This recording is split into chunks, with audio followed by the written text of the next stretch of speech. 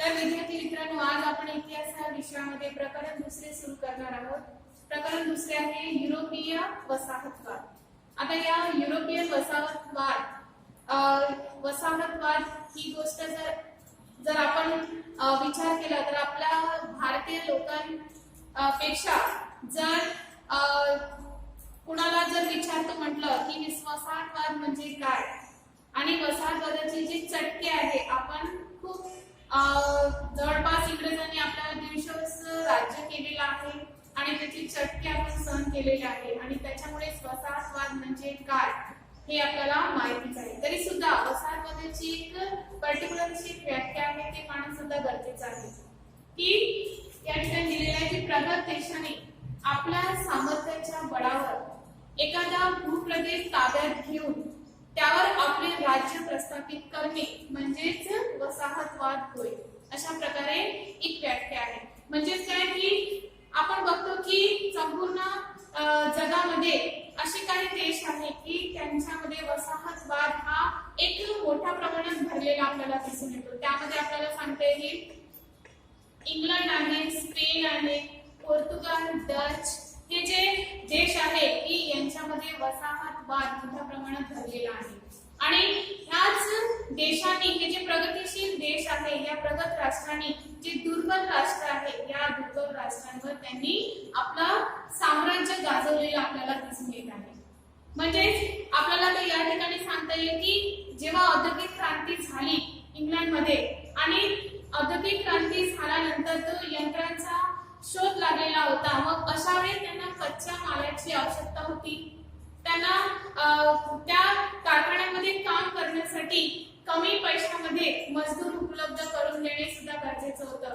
म्हणजे अशी काही कारणं होती की त्या कारणांमुळे त्यांना वसाहतवाद जो आहे, ज्याला त्याचं दुसरं नाव आपल्याला सांगता येईल की साम्राज्यवाद सुद्धा आपल्याला म्हणता येईल, यासाठी म्हणून त्यांनी अशा प्रकारे आपला एक हुकमी बाजारपेठ प्रस्थापित करण्यासाठी म्हणून आशिया, आफ्रिका, ऑस्ट्रेलिया आणि अमेरिका या खंडांमध्ये त्यांनी आपले हातपाय पसरवण्यास सुरुवात केलेली होती.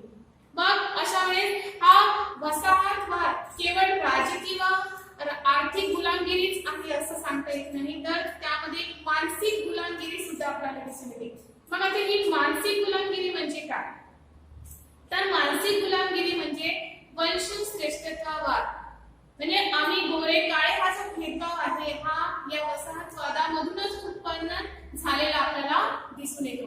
म्हणजेच बघा की वसाहतवाद हा केवळ राजकीय आर्थिक नसून हा मानसिक सुद्धा आपल्याला दिसून येत आहे. म्हणजे हे जे प्रगत राष्ट्र आहे, या प्रगत राष्ट्रांनी अप्रगतिशील राष्ट्रांना अशा पद्धतीने एक मानसिक गुलामगिरी सुद्धा आपल्याला दिलेली दिसून येतो. मग अशा वेळेस हे जे दुर्बल राष्ट्र आहे यांच्यामध्ये सुद्धा एक न्यूनगंड निर्माण झाला की आमची संस्कृती ही कमी दर्जाची आहे. त्याचप्रमाणे आपला इतिहास त्यांनी विसरलेला आपल्याला दिसून येतो. म्हणजेच या जे प्रगत राष्ट्र आहे, या प्रगत राष्ट्रांनी अशा पद्धतीने एक मानसिक एक टॉर्चर ज्याला आपण म्हणतो, तो मानसिक टॉर्चरमुळे या दुर्बल राष्ट्रांमध्ये एक अशा पद्धतीने न्यूनगंड निर्माण झालेला आपल्याला दिसून येतो. मग जेव्हा 15व्या शतकामध्ये व्यापारी क्रांती घडून आली, मग व्यापारी क्रांती घडून आल्यानंतर हे जे प्रगतशील राष्ट्र आहे, या प्रगतिशील राष्ट्रांना जे दर्यावर्ती आहे, या दर्यावर्तींना तेथील राजाने प्रोत्साहन दिले आणि मग त्यांनी काय केलं की सागरी प्रवास करून आशिया आणि आफ्रिका खंडामध्ये त्यांनी शोध मोहीम सुरू केली आणि कुठे कुठे त्यांना आपला जे वसाहतवाद आहे, वसाहती त्यांनी वर्चस्व निर्माण करण्यासाठी, आपली बाजारपेठ निर्माण करण्यासाठी म्हणून त्यांनी हातपाय हलवण्यास सुरुवात केली. नंतर आपल्याला या ठिकाणी कळतं की वसाहतवाद आणि त्याचा अर्थ आणि स्वरूप हे पाहणं सुद्धा गरजेचं आहे. मग असे जे दर्यावर्ती लोक आहेत की ज्यांच्यामध्ये खूप धाडसी कृत्य करण्याची एक इच्छा असते, त्यानंतर काही जणांना आपली कीर्ती संपादन करणे, काही जणांना धर्म प्रसार करणे, काही जणांना असं असतं की म्हणजे सोन्याच्या खाण्याचा शोध लावणे. अशा पद्धतीने त्यांनी काय केलं की या आशिया आणि आफ्रिका खंडामध्ये आपले हातपाय हलवण्यास सुरुवात केली. मग आता हे जे व्यापारी आहे, जे युरोपियन व्यापारी आहेत,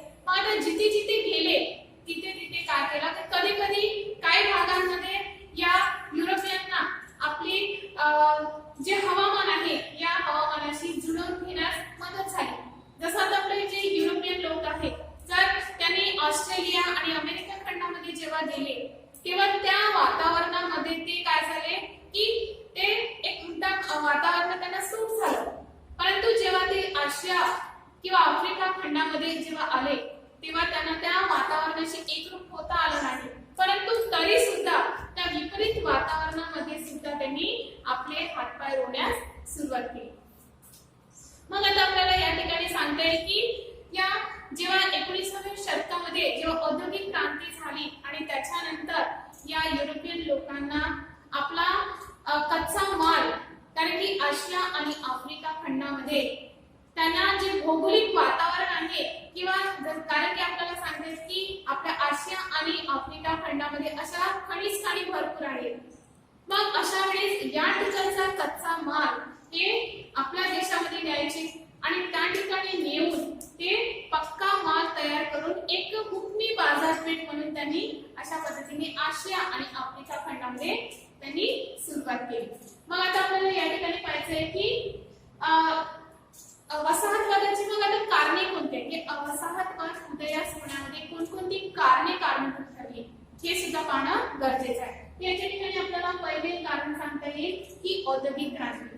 जेव्हा इंग्लंडमध्ये औद्योगिक क्रांती झाली आणि यंत्राचा शोध लागला, कारखाने निघाले, मग अशा वेळेस आता त्या तेच की वसाहतवाद जे आहे या वसाहतवादाचा एक बाजार म्हणजे कच्चा माल त्यांना उपलब्ध करणं जरुरी होतं.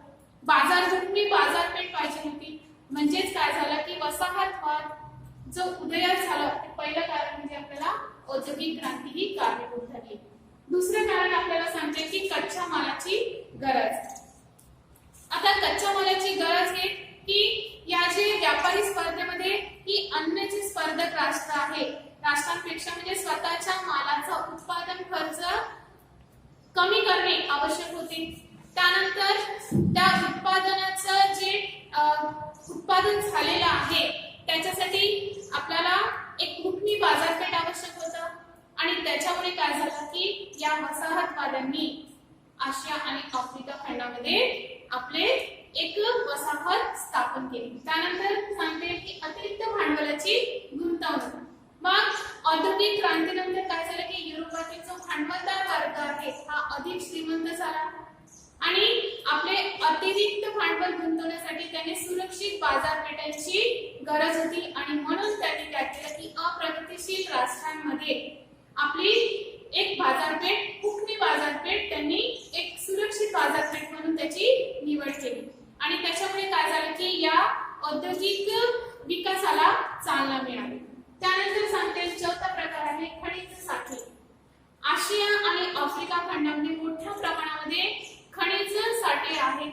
त्यामध्ये सोने, चांदी, हिरे, कोळसा हे नैसर्गिक साठे मोठ्या प्रमाणावर आहेत आणि म्हणून या युरोपियन व्यापाऱ्यांनी काय केलं की आशिया आणि आफ्रिका प्रदेशांचं त्यांनी काय केलं, त्यांना आकर्षण होतं आणि म्हणून त्यांनी या ठिकाणी आपल्या वसाहती स्थापन केल्या. नंतरच आहे की भौगोलिक महत्त्व.